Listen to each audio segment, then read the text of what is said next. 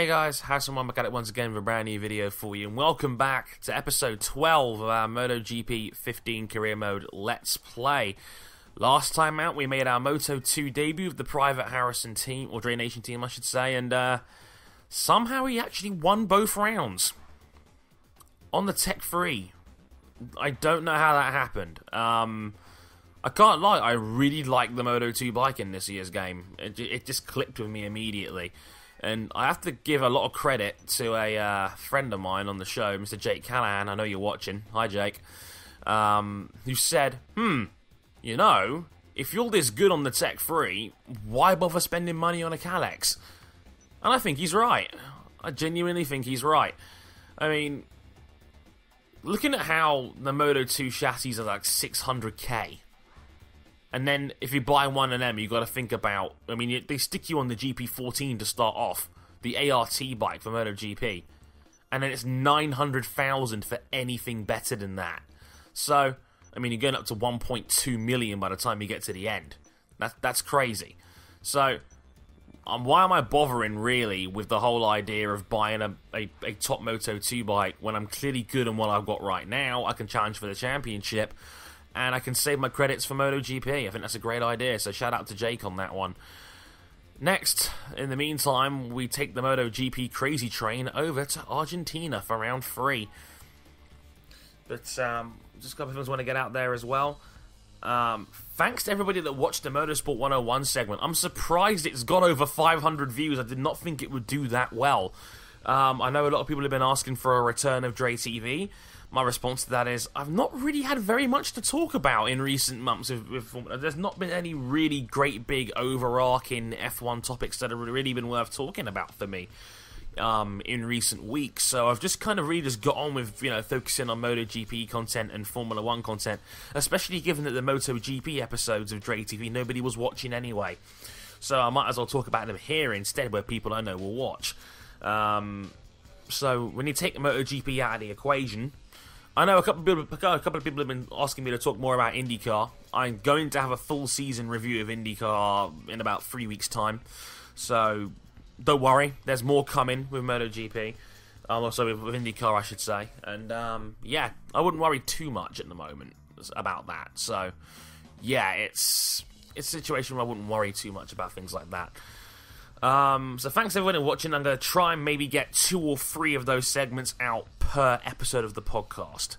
I know the podcast isn't a regular thing, but I like uploading the segments because it's little bite-sized chunks of people to enjoy and listen to, as well as the general concept of what's the best way of maybe describing this? I would say, on the whole, it's probably the best way of getting the podcast across by uploading, you know, smaller segments, because people sitting down for over an hour and a half to watch what's basically a YouTube video with one moving picture, I think is a bit silly. If you focus it and maybe get it down to maybe 10-minute clips or something like that, maybe you'll make it a little bit more watchable. That was my logic anyway, and I got to thank Kraken for the idea, because it was really his idea. He was really you know, asking, you know, whether we could do something like that on the show anyway, and he was willing to provide gameplay, and, you know, I felt like it was a bad idea at first, but then I realised, if it gets people to listen, why not? But yeah, thanks everyone who's listening to that. I also want to say good luck to everybody getting their A-level results today. I know a lot of people, one of my brother got his A-level results today. I'm not going to talk about that too much, because, you know, privacy and whatnot. But,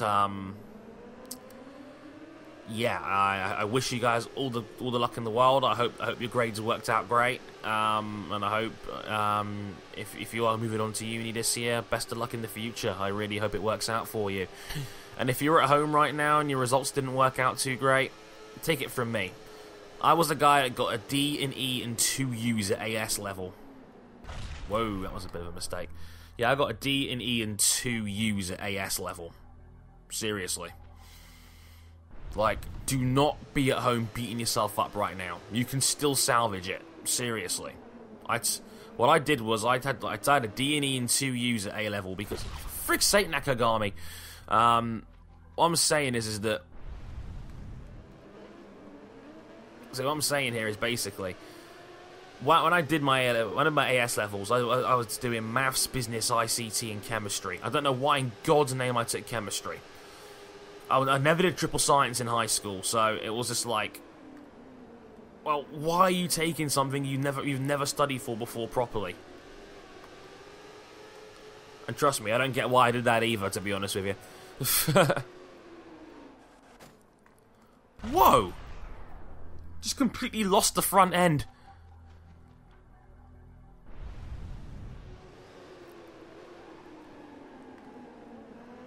I hate Argentina in this game for some reason.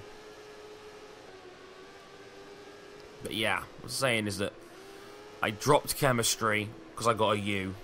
Didn't bother taking the exam. I knew I was going to fail. Chemistry just wasn't for me. And maths, I think a lot of people get caught out in the jump between GCSE and A-level maths. I would know. I was one of those people.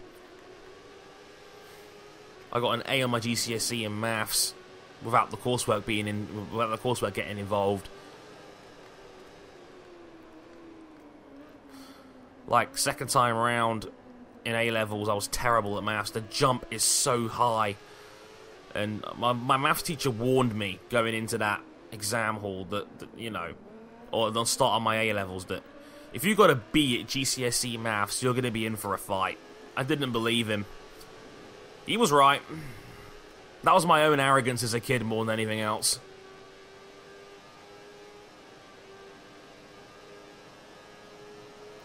I'm telling you, people get caught out by that shit all the goddamn time.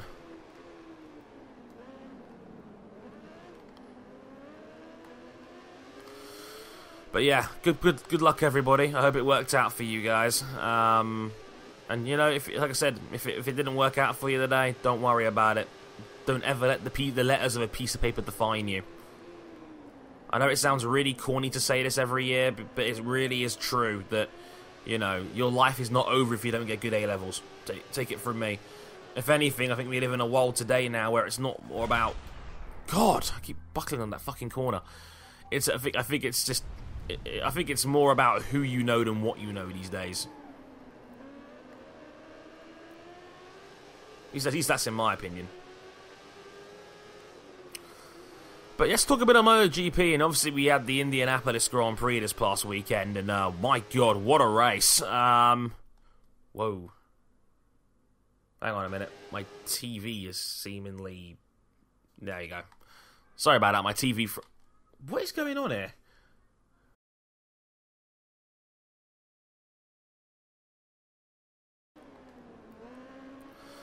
I mean, the fight between Lorenzo and Marquez was very good. I mean, Lorenzo really, you know, is so good at just being ultra consistent. He really is. He got the whole shot again like Lorenzo almost always does. Oh, my controller's now died. Great. 1 second, guys.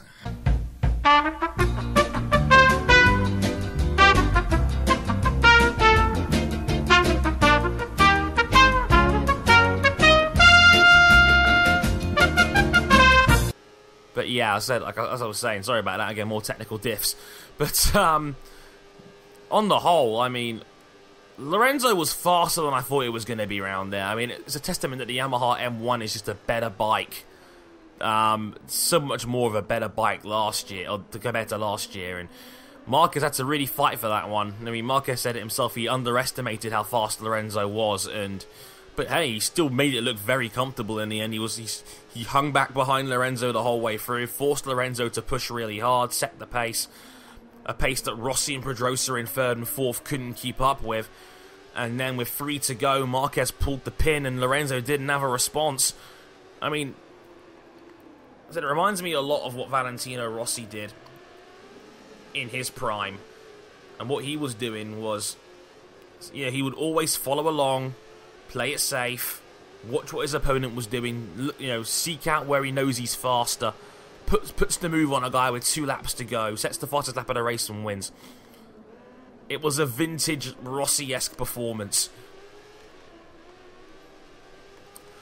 You know, that's Marquez's 22nd win in the top class. That's ridiculous.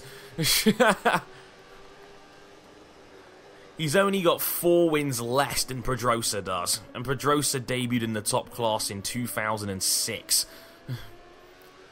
I think he's only 3 wins behind. He's 1 win behind Pedrosa on the all-time list, and Pedrosa is still an active rider, and Pedrosa debuted in 2001.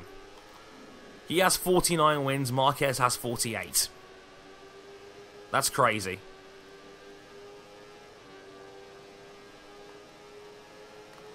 Marquez is just such a beast. And people forget he's still on the equivalent of last year's bike, with an engine that's worse than last year's, an engine that doesn't fit his riding style, and he's single-handedly bounced back and kept himself in this championship. He's got to keep winning though, and there's Yamaha tracks coming up. I mean, Silverstone and Brno are next, and they are traditionally Yamaha tracks. If Marquez can pinch a couple more of those and, take more points out of Valentino, then who knows? We could still have a championship fight on our hands here between the 3 of them. I mean, yeah, the Yamaha title fight is not as good as people like to think it is, only because the Yamaha's a dominant bike, and we've not really seen Yamaha and like Lorenzo and Rossi really scrap this year yet. That's the one thing I've noticed about it all. Like, we don't normally see them fight because they're too busy being conservative with each other. That's the problem. At least that's what I've noticed, anyway. But a great race. If you haven't seen it, find it already. The first time you watch it, it'll be incredibly tense. I don't think it's the kind of race that will hold up over time because there wasn't a lot of action. But it was great to see those 2 at the front battling it out. And not to mention, Rossi and Pedrosa had a good scrap as well for 3rd. I mean, it was nice seeing Pedrosa actually fight a Yamaha properly this time around. Pedrosa who, is not in the same league really as the other 3, but it was nice to see Pedrosa up there fighting for a bit as well. Good to see. Because honestly, I have a lot of fans that get I know people on Twitter that get very defensive over Danny Pedrosa. Like, oh, he's fighting with Rossi in the form of his life again after career-threatening surgery. And I'm like, it wasn't career-threatening. No. Like, 3 guys in the field have had arm pump surgery this year, including Pol Espargaro. Nobody's saying it was a career wrecker for him. Like, seriously. Then again, I know this fan and she gets very salty about any kind of contact in bike racing as well. I think it's a bit silly, to be honest with you, but hey, what do I know? On top of that, we had a great, also a couple of things to talk about with MotoGP. One, I'm annoyed Bradley Smith hasn't been re-signed yet.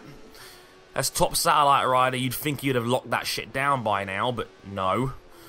Bit silly, given Pol Espargaro's been re-signed already for next year, and I don't get that when Bradley's been beating his arse pretty much the entire season.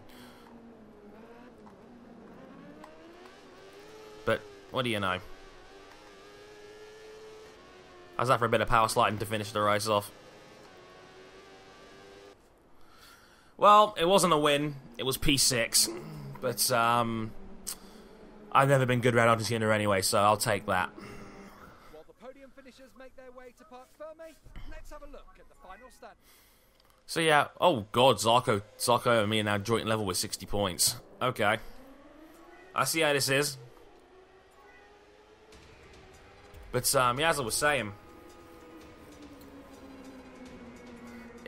I mean, some other things I've noticed. Why is Andrea Dovizioso struggling so bad? That's what I want to know. Dovi said he was caught in the wrong place at the wrong time. I'm not so sure on that one. His form has been atrocious. I mean, yeah, sure, he bounced back to finish in 9th. But, on the whole, I just get the feeling that, Dovi's really struggling. While Iannone is flying at the moment. Iannone is doing a superb job. He's 4th in the championship right now. And he's got a good bit of breathing room between him and 5th as well. So Iannone just keeps crushing it.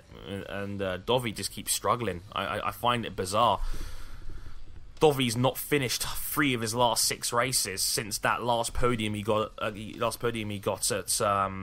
Le Mans. Since then, he's not finished in 3 of the 6 rounds, and he's only scored a handful of points. I find that a bit bizarre as well. But yeah, Moto2 was a fantastic friggin' race. Oh, hello. Choose team or sponsor. The top teams have started knocking.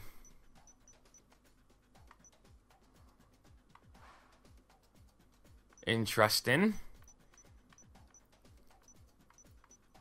Oh, a couple of top tier Moto2 sponsors. I'll have some of that. Let's have a look at Team Alpine Stars and go with them, because we could always do with more credits.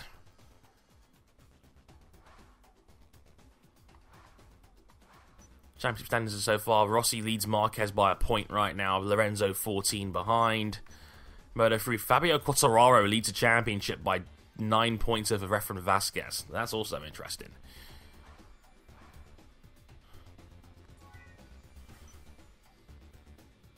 Right, we're off to round 4, and that's Jerez.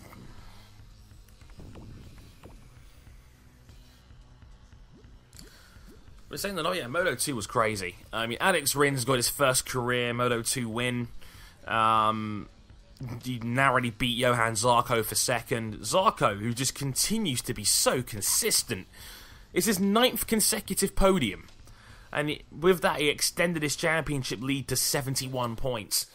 I mean, being real here for a minute, and being, you know, with real recognizing real, Zarco's got the championship in the bag for Moto2. Zarco's just...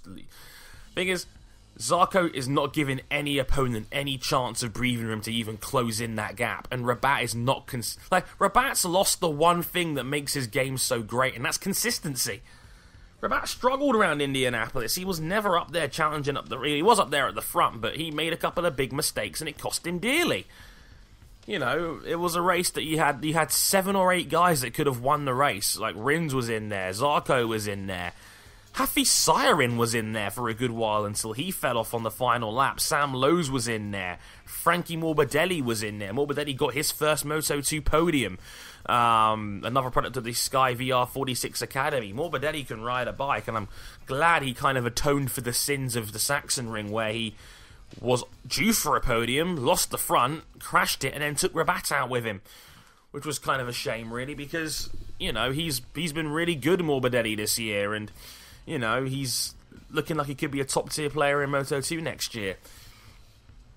But, yeah, I'm glad Frankie got his first podium as well, alongside Rins getting his first win. I mean, Agata was in there, Luti was in there, Sam Lowes was in there, but Sam Lowes was an idiot that race. He not only did he take out Kallio, he dropped it himself at the end. I thought that was a bit stupid. Right, let's just get the gearing down a little bit here, by the way. There we go.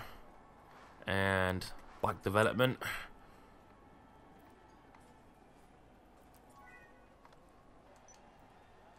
Actually, no, I want to do brakes, actually. There we go. But, yeah, I mean... It was a fantastic race. Highly, you know, that was the race of the weekend, and probably a race of the year contender. That race was ridiculous, and it had so much quality passing in it. I know a couple of Facebook friends that were really bitching about that race and saying things like, "Oh well, there was too much argy-bargy and there was too much contact." I'm like, get fucking real. That was a brilliant friggin' race. People that I can't like. The worst, like seriously, the worst kind of MotoGP fan for me is the ones that get really bitchy about rider quality. Like, oh god, I got nudged there a little bit. Saying things like, oh, you know, I thought we were above elbow barging, and it's like, oh, you know, clean, and it's like, motorsport has never been like that, and let me see if I can use another flashback here real quick. It's like, let's be real here. You know what's funny as well? Like, the person in question I'm talking about here is a huge Ayrton Senna fan. And you're talking to me about the quality of clean racing when Ayrton Senna was as dirty as it got as a passer. Whatever. Needless complaints. But, you know, such is life. But how crazy was the Moto3 race? My God. Livio Loy getting his first career win in a race that was badly affected by the rain. Like, simply put, it was a wet start. They all started on wet settings.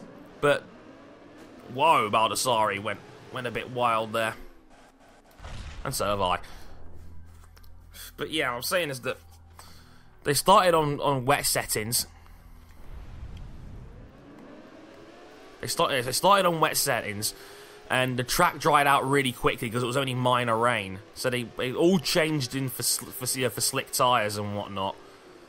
Except for Livio Loy, who gambled on the slicks, and the gamble paid off beautifully because he didn't have to go through a, 2-minute tyre change like everybody else had to. The only other guy that did that, I think, was John McPhee and Philip O'Toole.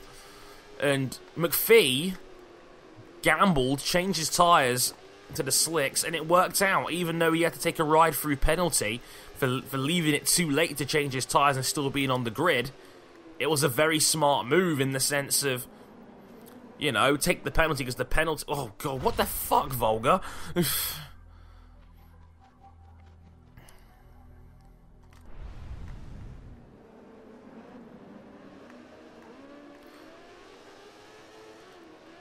What I'm saying is that, yeah, I mean, it took the because at the end of the day, a ride through penalty is always going to be nowhere near as bad as a 2-minute tyre change. So take the ride through, you'll still come out golden, and that's exactly what he did.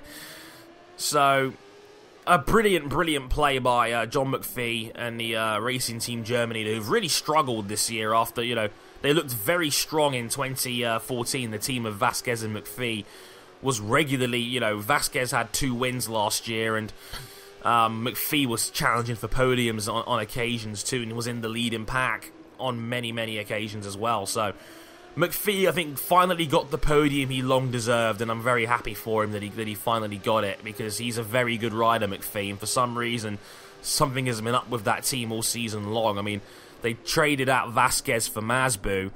I don't know why. Maybe the Leopard money was a bit too strong for him to resist. But, yeah, Masbu's really struggled this year. And Masbu's another guy who won a race last year and was a championship contender for a good while. So, I don't understand how that was a thing. But, well done, Livio Loy, and a very intelligent move from his team.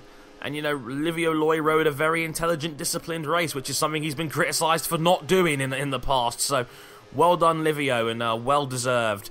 It was the happiest podium ever. I've never seen such a happy and smiley podium before in my whole days of watching MotoGP. Livio Loy as well looks like he's about 12 years old. Seriously. How on earth is he 18? He's about as 18 as I have a chance of dating Nicole Scherzinger. It's ridiculous. He is so young. He looks like a total babyface. Weird. But yeah, he was delighted, and you had a very delighted looking McPhee and O'Toole as well. O'Toole was on the podium 19 years after his dad Peter was last on the podium in the 125cc class as well. So that was a cool little story. So yeah, on the whole, very cool podium to see, and I'm glad everybody left it so happy, because that's exactly what Moto3 is all about, making stars out of people and having little moments like that which can be truly special, and that was a very special moment. And it wasn't the best race in the world, because after the rain stopped, it was all over the place, mostly because you had guys like Danny Kent and Miguel Oliveira down the order, and Kent I was disappointed in, because Kent threw his team under the bus for his tyre change.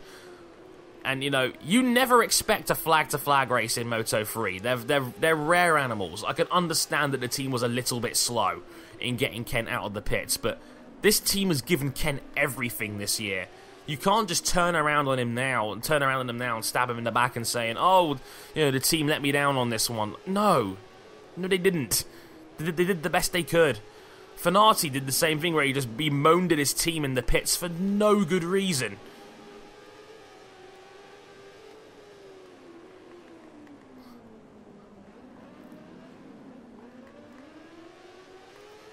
Take that, Lowe's. Stop dropping off the damn bike. But yeah, on the whole, a very crazy weekend of motorsport. At least, you know, in MotoGP terms anyway. A crazy, crazy weekend. Oh, there goes Lowe's.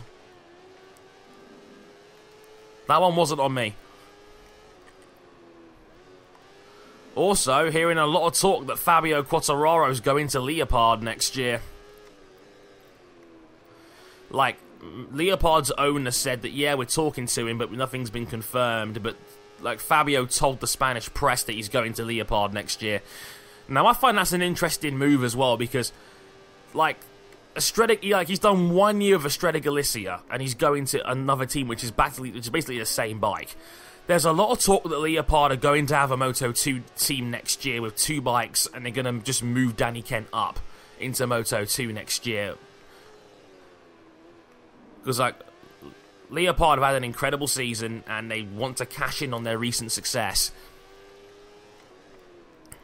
Which makes sense. I mean, Moto2 isn't that expensive either to take part in, and, you know, why not? Given, you know, you had 3 bikes this year and you've done very well, and they've got a junior team as well. So, you know, they're trying to clearly establish a ladder, like a Forward Racing, or, you know, like Mark VDS have done before as well. So, makes sense in that regard. God, my screen blacked out again. Jesus! For some reason, my HDMI is playing havoc with my TV right now. Well, not havoc, just sort of a couple of moments, let's put it that way.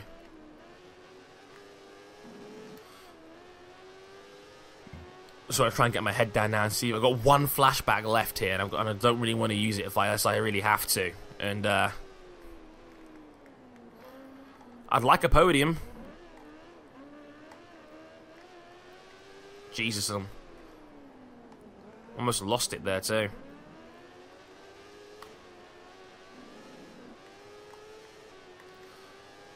Rins is quite a way away though.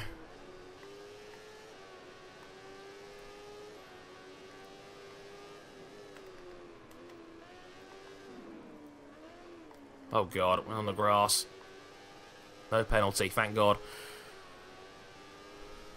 Also, good to hear the Forward Racing team will hopefully be back at Brno. With Laurie Spaz. I don't know who's going to be filling in for Bradle now. He's at Aprilia. But I'm glad that Forward are back. Hopefully they can be back for the rest of the season, because there's a lot of jobs at stake. And I can only hope that... God damn it! This friggin' HDMI. But, yeah, hopefully it gets ironed out soon.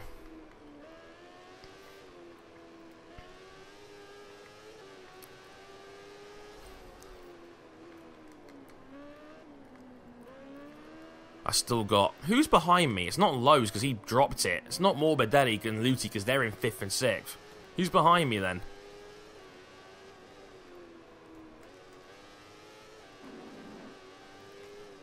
Can't work out who.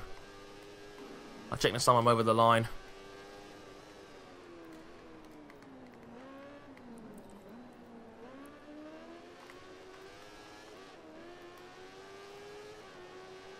It looks like the dream period for Tech 3 is coming to an end very quickly.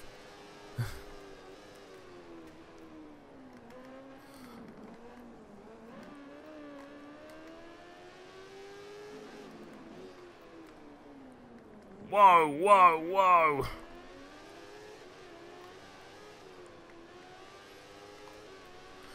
Yeah, I'm trying really, really hard to get that podium and trying to reel in Rins, but his pace looks very good.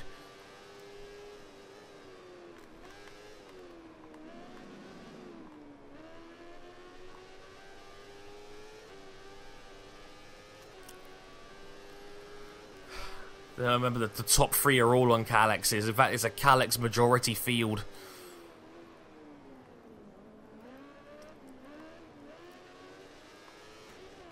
Took a bit of time out of Rins on that sector. Took about 3/10 out of him in sector 2.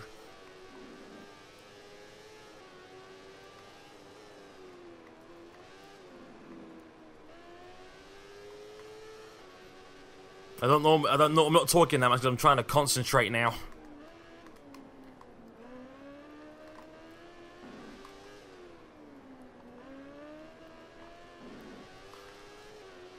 0.9 behind.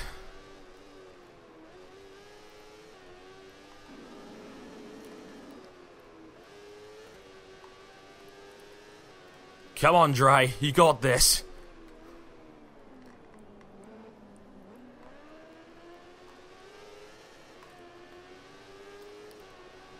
Get over here, Alex. Final lap.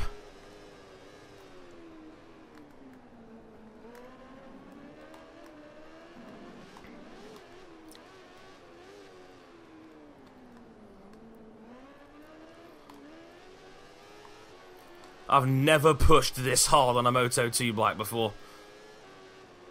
I'm literally giving it everything right now. I know I can get him.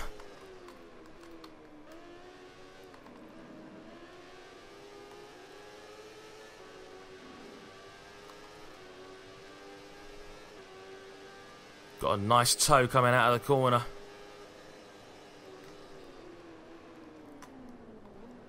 Tries it into the hairpin.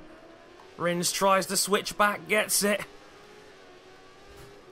Come on!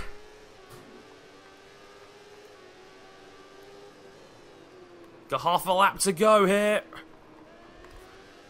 Down the inside, we got him.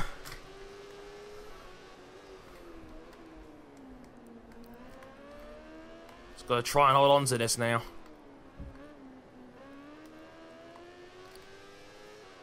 Maybe if I was pushing hard right from the start, I might have been able to get to this leading pack. Who knows, maybe Zarco will take Rabat out and I can steal second. Or something.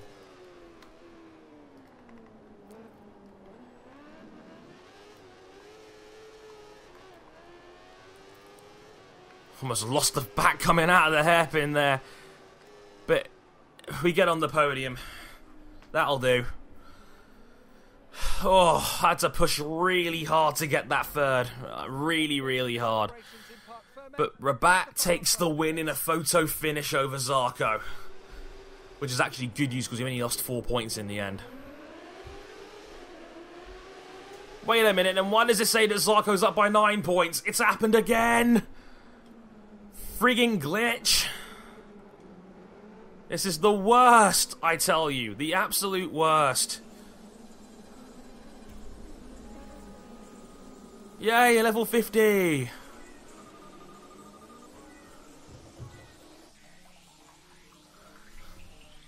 Oh, I can't tell you how hard I was pushing in those last 2 or 3 laps. That might have been the most on it I've been since I started playing this Let's Play. I really went for that third, and I'm glad I was able to get it. So at least you got quite a captivated fight to end the video, I suppose. But yeah, I hope you guys enjoyed it. I know I did, and hopefully more again very, very soon, MotoGP-wise. Sorry if anybody got any questions. I didn't get around to them this time around. Sorry about that. Again, I'll carry them over till next episode if you want. So if you've got any questions for me, feel free to pass them on. I'll do my best to answer them. But in the meantime, I've been Harrison101. Thank you very much for watching, and I'll catch you guys later.